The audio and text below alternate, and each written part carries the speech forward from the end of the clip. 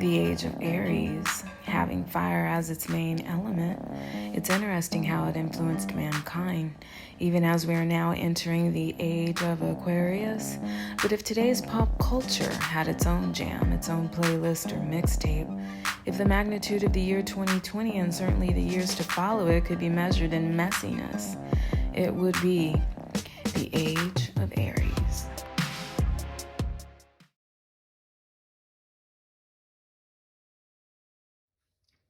So when it first came on, I thought it was the Grapes of Wrath. The black and white film that they used just reminded me of the Grapes of Wrath. And so the movie starts off with Malcolm and Marie coming home, and Marie's got a huge chip on her shoulder, the size of a pumpkin. And Malcolm is happy because his movie has premiered. And the other thing that's pissing Marie off is the fact that she believes that the movie was made about her. She believes she should have, we find out later, she believes that she should have been cast in the movie. And when Malcolm makes a speech at the premiere, he thanks everyone under the sun except for Marie. If you've been in a lot of relationships, well, I won't say a lot. Maybe that doesn't matter. But if you've been in relationships that were hot and heavy, that were passion-filled, that get into every nook and cranny and nuance about how you really feel about each other, then you're gonna like this movie. I like the movie because I've been in relationships where the passion was hard to contain, where, it was like keeping a fire in a box. Sooner or later that fire is gonna burn through the box, and the two of you are gonna get scorched. Their relationship obviously isn't healthy, but there's a whole host of people running around the US in unhealthy relationships. When you really, really take the time to get to know someone and fall in love with them, then you find out what also hurts them. And at any time you get pissed off enough, you can say something very cutting, something very mean to throw them for a loop to win a fight. And a lot of times, relationships where two people love each other and it ultimately ends, it's because the relationship died by 1,000 cuts. If you ever want to know who you are in a relationship with, break up with them. Because that's when the real MFer comes out. And these two are basically just going at it. They're just going at each other, and the gloves are off. Why? Because they're both hurt. They're not just coming out and saying it, they're being passive aggressive. I think the difference between couples that stay together and couples who break up amicably, or couples that break up and it's like a bomb went off, is how many awful things have been said during the relationship to each other. I was a huge fan of Sex and the City because I loved Carrie. Carrie didn't mind getting hurt. It wasn't her goal, but she just went for it, and she always tried. No matter how many times she failed, she really tried at love. And she wanted the all-consuming, can't keep your hands off of each other type of love. And so when you have that kind of fire brewing within you, you're also going to walk a very fine line of hate. Because when you have all-consuming love, you also have a relationship that has consumed a lot of your thoughts. And you've relayed those thoughts, and so you know how to hurt each other. And that's the most dangerous thing. But you really can't have passion without really knowing your partner. Not the real kind. And I'm not talking about fake love. I'm talking about the love where you really love each other, even if it's toxic. And that's the kind of love that Malcolm and Marie have. One of my favorite movies about love is Love Story with Ryan O'Neal and Ally McGraw. They have their first big fight, and Ryan O'Neal takes off for the day. But when he walks up McGraw is sitting on the stairs, and he begins to apologize. Why? Because he really loves her. And Ally McGraw tells him, love means never having to say you're sorry. And people say that that's not realistic, but my argument for saying why that is exactly the truth, that love means never having to say you're sorry, is because wrapped in that is giving your partner the benefit of the doubt. What you're saying is, I know you didn't mean to hurt me, and I believe you, and let's just go on about our day. And I think that's why that phrase is lost on people nowadays.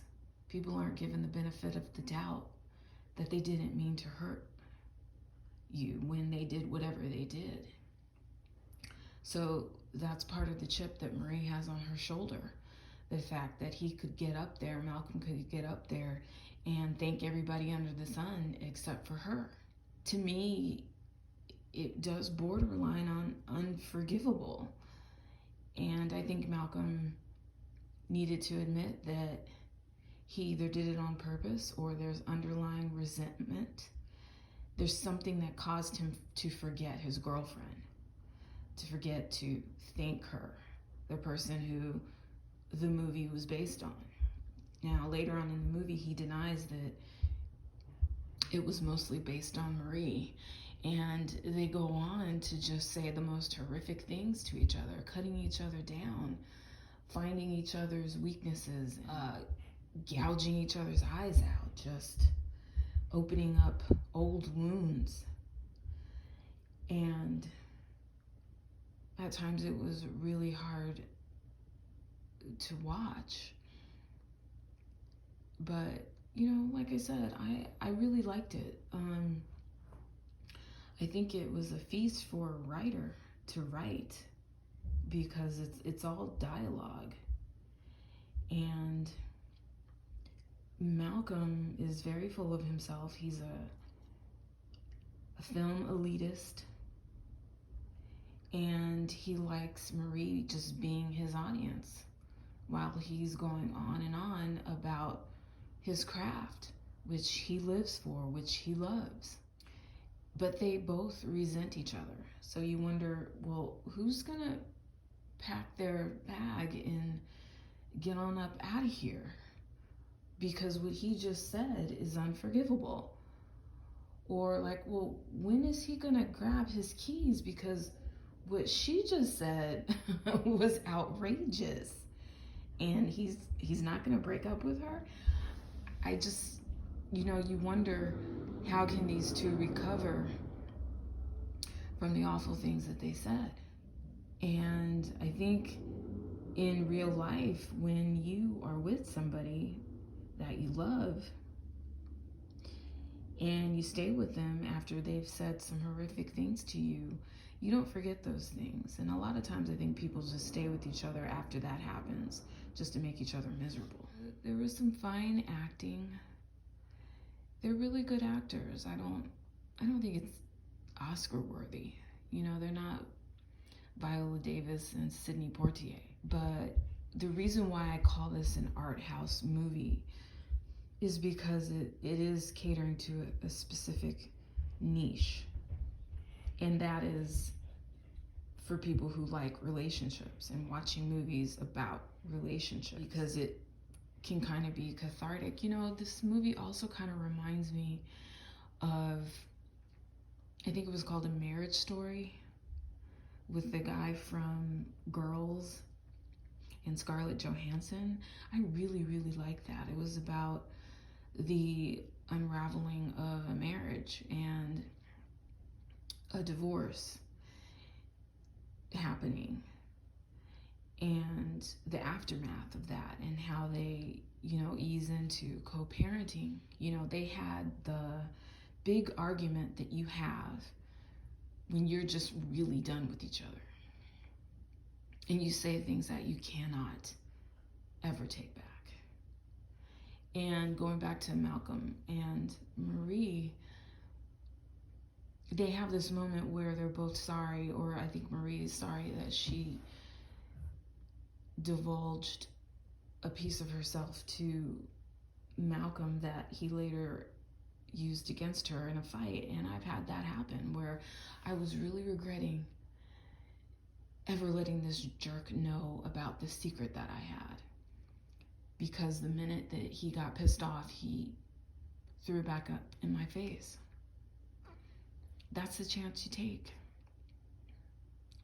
when you're falling in love. When you have a lover, you talk, you tell them you want to create intimacy, and the only way you can have true intimacy is if you let a person in on who you really are. I think the movie was good for a Saturday night. It's definitely for people who have been in love and have watched it deteriorate. I don't get the idea at the end that these two are going to break up, because I feel like they have a codependent relationship. Nobody knows Malcolm better than Marie, and nobody knows Marie better than Malcolm. So if these two break up and they go be with other people, for the longest time they'll just be pretending with these other people until they work out their issues with each other or get some therapy. Because I do think that there's mental abuse in this toxic relationship that we're watching unfold in the movie. But they're not just toxic to each other. I just think they're toxic out in the world as well. They're not really fit partners for anybody. And you can say, I don't know if there's anybody who's ever left a relationship or been left who hasn't thought, oh, they're gonna go off and be happy with somebody else. No. The person is gonna be the same person that they are with the next person that they were with you, unless they get some help or get some therapy. Because they're just gonna be pretending with the next person.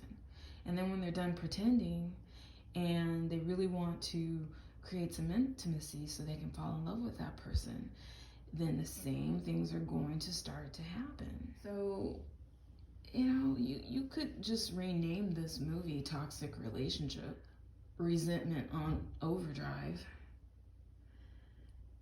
You could call it What Happens When You Don't Tell the Truth About How You Really Feel About Somebody, and you just decide to hide out in the relationship with them, no matter what.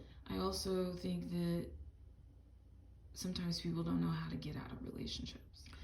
They were arguing so badly to where you're just on the edge of your seat waiting for them to break up, and then they seem to make up at least long enough to be civil to each other and go back to kissing, and then somebody gets pissed off again, and then there's another fight. And this is supposed to be the best night of his life, but he forfeited that when he snubbed his girlfriend and didn't thank her, but actually thanked his leading lady. So to me, that was grounds for her to leave him right there when they got home. She should have packed her things, told him good luck with life, etc., and left. So the movie is about how nobody's leaving and what happens when you stay too long in a relationship. But I liked it. But I'm also somebody who's been in a lot of relationships with a lot of passion, with a lot of fireworks, with, I love really hard, and my romantic partners do as well. But I'm typically attracted to fire signs. I don't think I've had a relationship that ever really meant anything to me that wasn't with a fire sign. So there's that part. Anyway, I think that's all I got. And thank you for listening. Please like and subscribe and share. Okay, thanks, bye.